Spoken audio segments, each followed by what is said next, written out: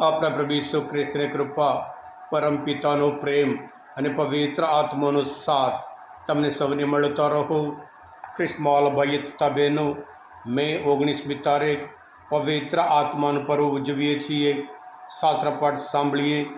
યોહાન ગ્રંથ 20મો અધ્યાય 19થી 23મી કલમ સુધી. આ સંદેશ સાંભળનાર તમારા સૌ માટે અને તમારા પરિવારજનો વિશે પ્રાર્થના કરું છું. પવિત્ર આત્મા તમારા કુટુંબમાં શાંતિ વરસાવે. પવિત્ર આત્મા તમારા કુટુંબ દરેકને ક્ષમા બક્ષે. ખ્રિસ્તમાં ભાઈ હતા બહેનો, એક વખત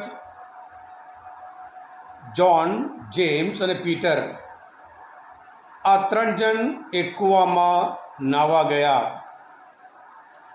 જ્હોન અને જેમ્સને તરતા આવડતો હતો, એટલે કૂવામાં તરતા તરતા તેઓ સ્નાન કરતા હતા, નાહતા હતા. પીટરને તરતા આવડતું નથી, એટલે એક સાઈડ પર ઊભા રહીને, પગથિયા પર ઊભા રહીને સ્નાન કરતો હતો. અચાનક પીટરના પગ લપસ્યા અને એનું પરિણામ પીટર કૂવામાં પાણીમાં ડૂબી ગયો. ડૂબતા ડૂબતા તરત જ જ્હોન અને જેમ્સ કૂદી પડ્યા અને એમને પીટરને બહાર લાવ્યા. પીટરના બિલકુલ શ્વાસ નહીં. તરત જ પેટ ઉપર બરાબર દબાવ્યા અને એમને યાદ આવ્યું કે એમના સાયન્સ ટીચર શીખવાડ્યું હતું, આવા ટાઈમમાં, આવા સમયમાં મોં ઉપર મોં મૂકી એને પ્રાણ આપો, જેથી કરી એ પ્રાણ પાછા આવે અને પછી સાથે સાથે પેટમાં દબાવો, પાણી બધું બહાર નીકળી જાય, એ જીવતો થાય. એ યાદ કરી બંને જ્હોન અને જેમ્સ એના પેટ દબાવી, મોં ઉપર મોં મૂકી એને પ્રાણ પૂર્યો, શ્વાસ આપ્યો અને પછી એ પીટર ફરી જીવતા થયો. ખ્રિસ્તમાં ભાઈ હતા બહેનો, ડરના લીધે જે આદિ ધર્મસભામાં બધા રૂમમાં પૂરીને રહ્યા હતા અને જ્યારે પવિત્ર આત્મા લગભગ મરી ગયાની હાલતમાં હતા, ત્યારે પવિત્ર આત્મા એમના પર ઉતરી આવે છે.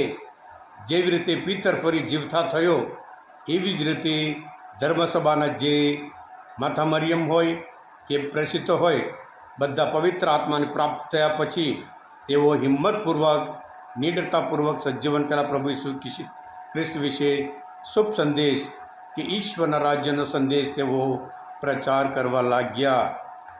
હા ખ્રિસ્તમાલા ભાઈ હતા બહેનો, જેવી રીતે શ્વાસના લીધે આપણું શરીર જીવે છે અને એવી જ રીતે પવિત્ર આત્માના લીધે ધર્મસભા ચાલે છે, જીવે છે.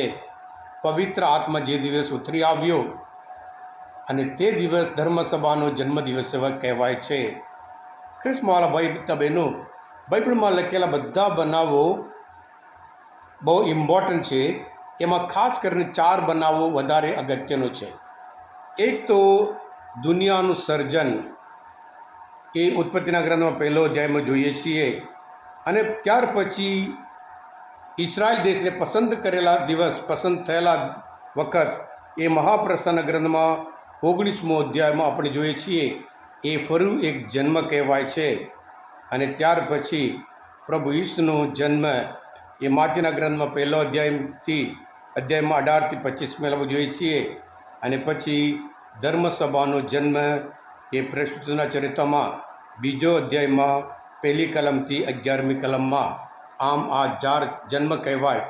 સર્જન, ત્યાર પછી પસંદ થયેલા ઇસરાયલ દેશ, પ્રભુ ઈસુનો જન્મ અને ધર્મસભાનો જન્મ, આ 4 બનાવ વધારે અગત્યનું, મહત્ત્વનું છે. આ ખ્રિસ્તમાલા ભાઈ હતા બહેનો, આજે આપણે પવિત્ર આત્માનું પર્વ ઉજવતા બાઇબલ આપણને કહે છે, રોમના ધર્મસભા 8મો અધ્યાય 14મી કલમમાં, ઈશ્વરના આત્મા દોરાય છે, તે સૌ ઈશ્વરના પુત્ર છે. એટલે આજના શુભ સંદેશમાં પણ આપણે જોઈએ છીએ, પ્રભુ ઈસુ એમના શિષ્યને કહે છે, તમને પવિત્ર આત્માની પ્રાપ્તિ થાવું. આપણે બધા એ જ પવિત્ર આત્માને આપણે પ્રાપ્ત કર્યું છે. આપણે સ્નાન સંસ્કાર દ્વારા પવિત્ર આત્મા આપણા દરેકમાં છે. એક મહાન સંત પ્રભુ ઈસુ પોતે કહે છે,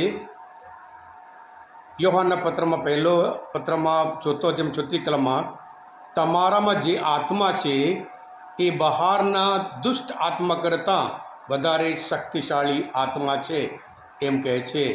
એટલે જ્યારે આ પવિત્ર આત્મા માટે આપણું જીવન ખોલી નાખીએ, પવિત્ર આત્મા કહીએ એ પણ આપણે સાંભળીએ, પવિત્ર આત્મા આપણા દરેકના જીવનમાં હિંમત અને શક્તિ, શાંતિ અને આનંદ અને સાથે સાથે ક્ષમા જરૂર વરસાવશે.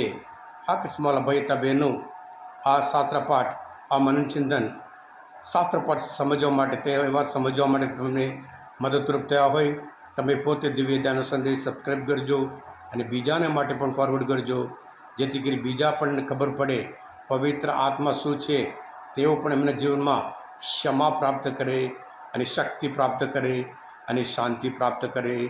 Thank you. God bless you all. પ્રભુ ઈસુ, હું તમારામાં વિશ્વાસ રાખું છું.